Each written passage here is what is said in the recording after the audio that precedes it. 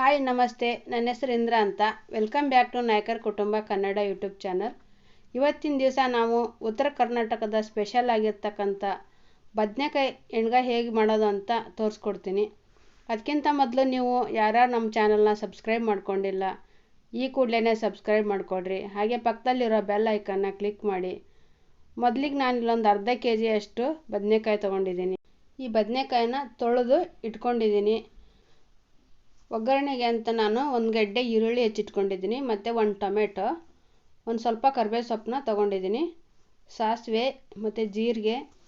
ಎಣ್ಗಾಯಿ ಮಾಡೋದಕ್ಕೆ ಅಂತ ನಾನು ಒಂದು ಬಟ್ಲೆ ಎಣ್ಣೆ ತೊಗೊಂಡಿದ್ದೀನಿ, ಉಪ್ಪು, ಅರಿಶಿಣದ ಪುಡಿ ಮತ್ತು ಸಾಂಬಾರು ಪುಡಿ, ಖಾರ ಪುಡಿ, ಗುರೆಳ್ಳು ಪುಡಿ, ಬೆಲ್ಲ, ಶೇಂಗಾ, ಮತ್ತು ರುಬ್ಬೋದಕ್ಕೆ ಅಂತ ಸ್ವಲ್ಪ ಚಕ್ಕೆ, ಒಂದೆರಡು ಲವಂಗ, ಒಂದು ಗೆಡ್ಡೆ ಈರುಳ್ಳಿ, ಸ್ವಲ್ಪ ಬೆಳ್ಳುಳ್ಳಿ, ಒಂದು ಸ್ವಲ್ಪ ಹಸಿ ಶುಂಠಿ, ತೆಂಗಿನಕಾಯಿ ತೊಗೊಂಡಿದ್ದೀನಿ ಒಂದು ಅರ್ಧದಷ್ಟು ಹೋಳು, ಒಂದು ಸ್ವಲ್ಪ ಕೊತ್ತಂಬರಿ ಸೊಪ್ಪು, ಒಂದು ಸ್ವಲ್ಪ ಕರಿಬೇವು ಸೊಪ್ಪು ತೊಗೊಂಡಿದ್ದೀನಿ. ಅದು ರುಬ್ಬೋದಕ್ಕೆ ಅಂತ. ಮೊದಲಿಗೆ ನಾನು ಶೇಂಗಾ ಹುರ್ಕೊಂಡು ಈ ಥರ ಸಿಪ್ಪೆ ತೆಗೆದು ಇಟ್ಕೊಂಡಿದ್ದೀನಿ. ನಾನು ಬದನೆಕಾಯಿ ಹೆಚ್ಚೋದಕ್ಕೆ ಅಂತ ಸ್ವಲ್ಪ ನೀರು ಹಾಕ್ಕೊಂಡು ಅದರೊಳಗೇ ಉಪ್ಪು ಹಾಕ್ಕೊಂಡು ಹಾಕ್ಕೊತಾ ಇದ್ದೀನಿ.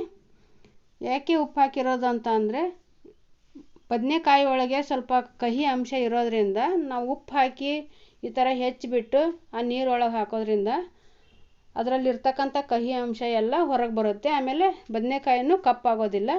ಹಾಗಾಗಿ ಈ ಥರ ಹೆಚ್ಚಿ ತೊಳ್ಕೊಬೇಕು. ನೋಡಿ, ಇದರೊಳಗಿರ್ತಕ್ಕಂಥ ಕಹಿ ಅಂಶ ಮತ್ತು ಕಪ್ಪು ಎಲ್ಲ ಹೊರಗಡೆ ಬಿಟ್ಟಿದೆ. ನೆಕ್ಸ್ಟ್ ನಾನು ಒಂದು ಮಿಕ್ಸಿ ಜಾರ್ ತಗೊಂಡು ರುಬ್ಬೋದಕ್ಕೆ ಅಂತ ತಗೊಂಡಿರ್ತಕ್ಕಂಥ ಹಸಿ ಕೊಬ್ಬರಿ, ಬೆಳ್ಳುಳ್ಳಿ, ಶುಂಠಿ ಮತ್ತು ಕೊತ್ತಂಬರಿ ಸೊಪ್ಪು, ಚಕ್ಕೆ, ಲವಂಗ, ಒಂದು ಸ್ವಲ್ಪ ಕರಿಬೇವು ಸೊಪ್ಪು, ಒಂದು ಅರ್ಧ ಟೀ ಸ್ಪೂನಷ್ಟು ಅರಿಶಿಣದ ಪುಡಿ, ಒಂದು ಸ್ಪೂನು ಸಾಂಬಾರು ಪುಡಿ, 2 ಸ್ಪೂನಷ್ಟು ಖಾರದ ಪುಡಿ ಹಾಕ್ಕೊತಾ ಇದ್ದೀನಿ. ನಿಮಗೆ ಬೇಡ ಅಂದರೆ ಹಸಿಮೆಣ್ಸಿಕಾಯಿ ಹಾಕ್ಕೋಬೋದು. ಮತ್ತು 1 ಸ್ಪೂನಷ್ಟು ಗುರೆಳ್ಳು ಪುಡಿ ಹಾಕ್ಕೊತಾ ಇದ್ದೀನಿ, 1 ಸ್ಪೂನು ಕಲ್ಲುಪ್ಪು. ಇಷ್ಟನ್ನು ಹಾಕಿ ನಾನು ಸ್ವಲ್ಪ ತರಿಯಾಗಿ ಮಿಕ್ಸಿ ಮಾಡ್ಕೊತಾ ಇದ್ದೀನಿ. ಇದಿಷ್ಟು ಆದಮೇಲೆ ಇದಕ್ಕೆ ಸ್ವಲ್ಪ ನೀರನ್ನ ಹಾಕಿ ನಾವು ಈ ಥರ ನುಣ್ಣಗೆ ರುಬ್ಕೋಬೇಕು. ಈ ಥರ ನುಣ್ಣಗೆ ರುಬ್ಕೊಂಡ್ಮೇಲೆ ನಾವು ಇದಕ್ಕೆ ಹುರಿದಿರ್ತಕ್ಕಂಥ ಶೇಂಗಾ ಬೀಜನ ಇವಾಗ ಹಾಕಬೇಕು. ಮತ್ತು 1 ಸ್ಪೂನು ಬೆಲ್ಲ ಹಾಕ್ಕೊತಾ ಇದ್ದೀನಿ. ನಾವು ಲಾಸ್ಟಲ್ಲಿ ಶೇಂಗಾ ಮತ್ತು ಬೆಲ್ಲ ಹಾಕಿ ರುಬ್ಬಿ ತಗೊತಾ ಇದ್ದೀವಿ. ಮೊದಲೇ ಹಾಕಿಬಿಟ್ವಿ ಅಂದರೆ ಶೇಂಗಾ ಬೀಜ ಎಲ್ಲ ನುಣ್ಣಗಾಗಿಬಿಡುತ್ತೆ ಅಂತ ನಾವು ಲಾಸ್ಟಲ್ಲಿ ಹಾಕ್ಕೊತಾ ಇದ್ದೀನಿ. ನೋಡಿ, ರುಬ್ಬಿರ್ತಕ್ಕಂಥ ಮಸಾಲೆಗೆ ನಾನು 1.5 ಸ್ಪೂನಷ್ಟು ಹಸಿ ಎಣ್ಣೆ ಹಾಕಿ ಕಲಿಸ್ಕೊತಾ ಇದ್ದೀನಿ. ಇದು ಎಣ್ಗಾಯಿ ಆಗಿರೋದ್ರಿಂದ ನಾವು ಸ್ವಲ್ಪ ಮೊದಲೇ ಎಣ್ಣೆ ಹಾಕಿ ಕೈಯಾಡಿಸ್ಕೊಂಡು ಈ ಥರ ಬದನೆಕಾಯಿಗೆ ಒಂದೊಂದನ್ನೇ ತುಂಬ್ಕೋಬೇಕು. ನೀವು ಸ್ಪೂನಲ್ಲಾದರೂ ತುಂಬ್ಕೋಬೋದು, ಇಲ್ಲ ಕೈಯಲ್ಲಾದರೂ ತುಂಬ್ಕೋಬೋದು. ನಾನು ಒಂದನ್ನು ಸ್ಪೂನಲ್ಲಿ ತೋರಿಸ್ತಾ ಇದ್ದೀನಿ, ಮತ್ತು ಇನ್ನೊಂದನ್ನು ನಾನು ಕೈಯಲ್ಲೇ ತೋರಿಸ್ತಾ ಇದ್ದೀನಿ. ನೋಡಿ, ಈ ಥರ ಕೈಯಲ್ಲಿ ತುಂಬಿಕೊಂಡು 1-2 ನಿಮಿಷ ಇದನ್ನು ನಾವು ನೆನೆಯೋದಕ್ಕೆ ಅಂತ ಬಿಡಬೇಕು. ಮತ್ತು ಉಪ್ಪು ಖಾರ ಎಲ್ಲ ಚೆನ್ನಾಗಿ ಹಿಡ್ಕೊಳ್ಳುತ್ತೆ. ಹಾಗಾಗಿ ಅಷ್ಟು ತುಂಬಿಟ್ಕೊಂಡು ಇವಾಗ ನಾನು 100 ಗ್ರಾಮ್ ಆಗೋಷ್ಟು ಎಣ್ಣೆ ಹಾಕ್ಕೊಂಡು ಅದಕ್ಕಾದಮೇಲೆ ಒಂದು ಸ್ವಲ್ಪ ಸಾಸಿವೆ ಮತ್ತು ಜೀರಿಗೆ, 1 ಗೆಡ್ಡೆ ಈರುಳ್ಳಿ ಕಟ್ ಮಾಡಿರ್ತಕ್ಕಂಥದ್ದು ಹಾಕ್ಕೊತಾ ಇದ್ದೀನಿ. ಮತ್ತು ಒಂದು ಸ್ವಲ್ಪ ಕರಿಬೇವು ಸೊಪ್ಪು, 1 ಟೊಮೆಟೊ ಹಾಕ್ಕೊಂಡು ಈ ಥರ ಎಲ್ಲ ಕೈಯಾಡಿಸ್ಕೊಂಡು ಸ್ವಲ್ಪ ಅದು ಬೆಂದ ಮೇಲೆ ಇದಕ್ಕೆ ಒಂದೊಂದಾಗಿಯೇ ನಾವು ಬದನೆಕಾಯಿನ ಹಾಕ್ಕೋಬೇಕು. ನೋಡಿ, ಅಷ್ಟು ಬದನೆಕಾಯಿನೆಲ್ಲ ಹಾಕ್ಕೊಂಡು ಇದನ್ನ ಸ್ವಲ್ಪ ಎಣ್ಣೆ ಒಳಗೇ ಸ್ವಲ್ಪ ಚೆನ್ನಾಗಿ ಫ್ರೈ ಮಾಡ್ಕೋಬೇಕು. ನೋಡಿ, ಈ ಥರ ಫ್ರೈ ಮಾಡ್ಕೊಳ್ರಿ.